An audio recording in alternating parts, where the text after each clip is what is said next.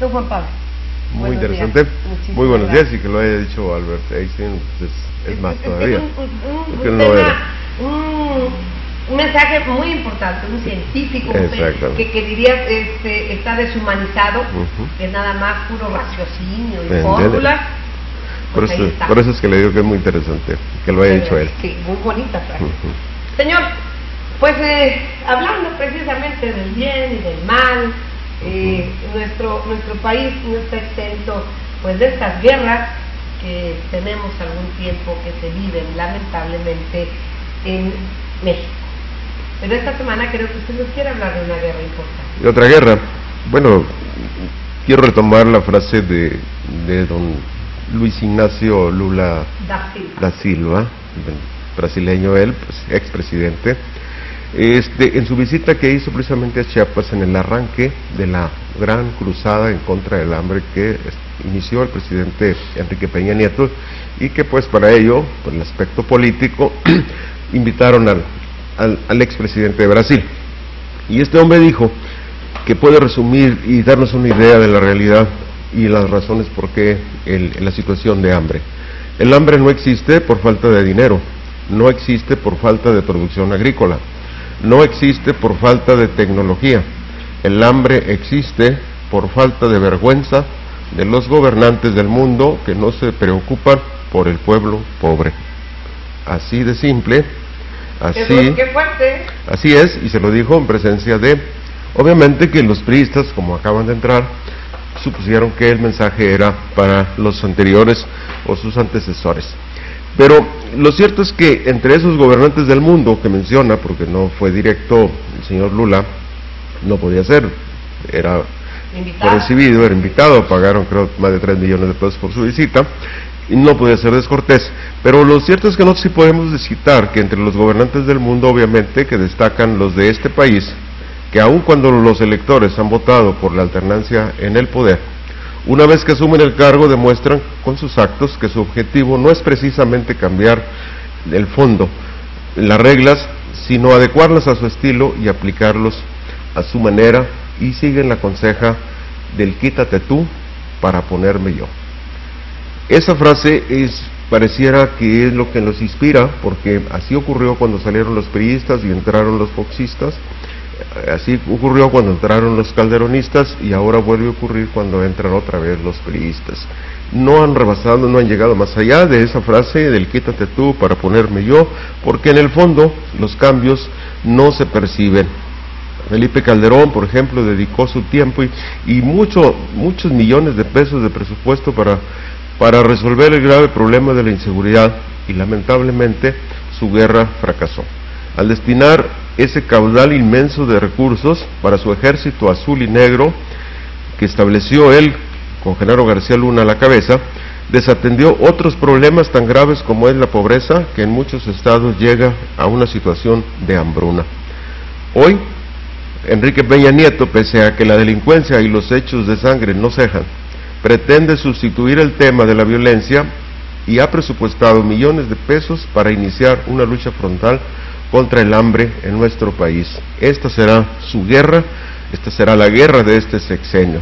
Los dineros públicos, esos que nadie vigila, son ahora canalizados en esta nueva guerra contra la pobreza, y para ello la antes negada hambruna que padecen millones de mexicanos se ha impuesto como tema y ocupa los titulares de la prensa nacional.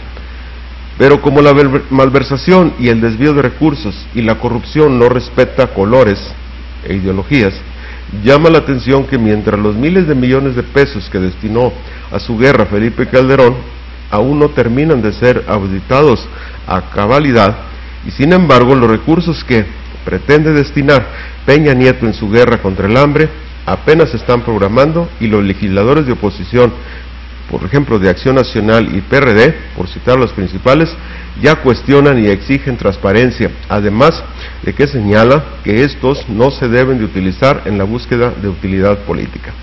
Para muchos, Felipe Calderón ocupó su guerra para legitimarse y obtener utilidad política y posicionar a su partido, situación que a la postre fue un fracaso de ambos objetivos. Ahora Peña Nieto recurre a la lucha contra el hambre y ha iniciado su cruzada contra este mal que padecen millones de mexicanos.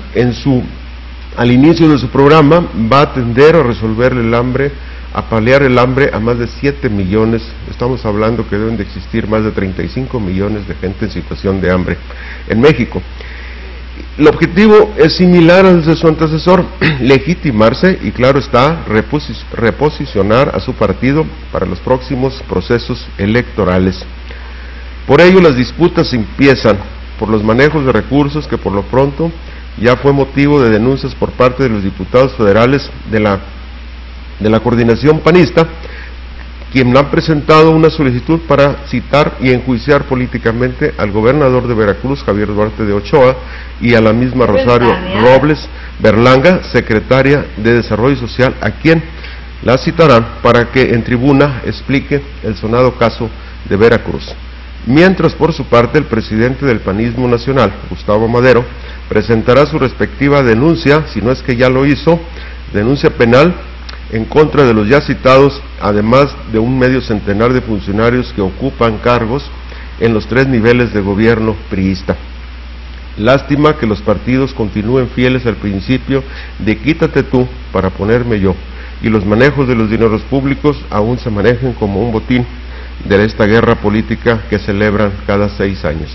Al menos así se percibe, después de escuchar sobre el uso de estructuras financieras creadas para recaudar fondos y destinarlas a las pasadas campañas políticas. Se sabe de las estructuras financieras que se crearon para sostener y sacar adelante la campaña de Peña Nieto. Se sabe también de las estructuras financieras de Josefina Vázquez Mota y el ahora senador Ernesto Cordero, quien creó una empresa para asistir y asesorar a cientos de ayuntamientos panistas a quienes fueron estafados por más de 200 millones de pesos.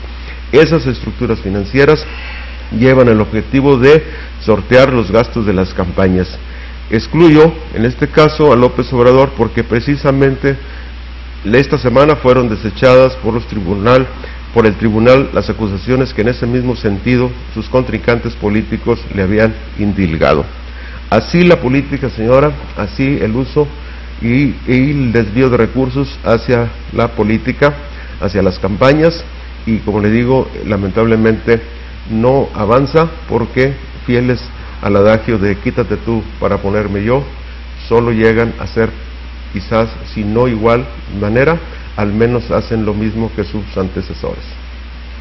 Ellos hablan, bueno, estoy leyendo, un decreto cruzada contra el hambre de la Presidencia de la República de 7.4 millones de mexicanos con hambre. Si hablamos, si sabemos que son más de 20 millones de pobres, yo no sé cómo le hacen para interpretar esta numeralia, pero además casualmente esta numeralia se da en donde va a haber elecciones. Obviamente, por eso lo cito, ¿verdad? en el sentido de que, y esa es la acusación que hacen los contrarios, sí, como en su momento también los priistas lo hicieron hacia los panistas. Claro. Por eso es que yo digo que no han avanzado mucho. Es la misma gata pero revolcada. Nada más, exactamente, y eso pues es lamentable. ¿Por qué? Porque los diputados, que son los que se deben de encargar de vigilar la aplicación de los recursos, pues están en otras funciones, tienen tareas, otros objetivos, están ya preparándose para brincar al siguiente escalón.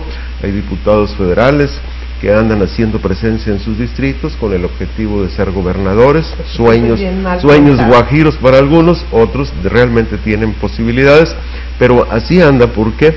Porque alguna vez lo dije, el problema de este país es que la política nunca termina y apenas termina un proceso como el pasado de julio y inicia el de este año, donde va a haber elecciones, sobre todo en Baja California, para gobernador, y en el resto de los estados va a ser para alcaldes y diputados locales. Permítame preguntarle, ¿qué opina de la actuación de Rosario Robles, que estaba ubicada en un lugar importante como una mujer honesta, trabajadora? ¿Será que precisamente, bueno, pues le toca jugar este papel, quizá ya desgastada, pasando estos procesos, le digan sale bye? Bueno, la historia es muy larga, yo la he leído de algunos diferentes ángulos. Ella fue perredista y después recibió la carga cuando las pugnas por la dirigencia nacional de grupos de las tribus, de los grupos contrarios, y la acosaron, incluso la intentaron meter a la cárcel por malversación de fondos del partido, y ella se cobijó en el maestro de todos los políticos en estos tiempos, que es Carlos Salinas de Gortari. Organizaron aquel procedimiento en contra de López Obrador, ella fue parte importante, y bueno, su relación con el priismo, no con el priismo, sino con el salinismo, la llevó a que precisamente en esta administración fuera designada en un cargo muy importante como es Sedesol, un cargo que pareciera que está hecho a su medida, porque ella siempre ha tenido intención de trabajar por las bases y crear estructuras políticas que precisamente esas estructuras las trabajó en el DF y le dieron buenos resultados para el PRD. Ahí están los resultados. Pues ojalá no sea el fin de su carrera política, porque saliendo de aquí, que ya no sirva. El asunto es que muchos políticos se confunden y si creen que son méritos propios.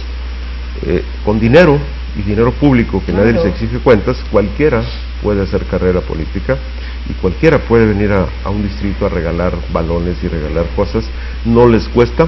Cualquiera puede bajar recursos a fondos perdidos para hacer viveros, o no sé cómo se llaman ahora, de 20 millones de pesos un invernadero, y cualquier político que tiene acceso al cajón del dinero público, ese que le digo que nadie reclama, que nadie vigila, bueno, pues cualquier político puede hacer carrera en este país.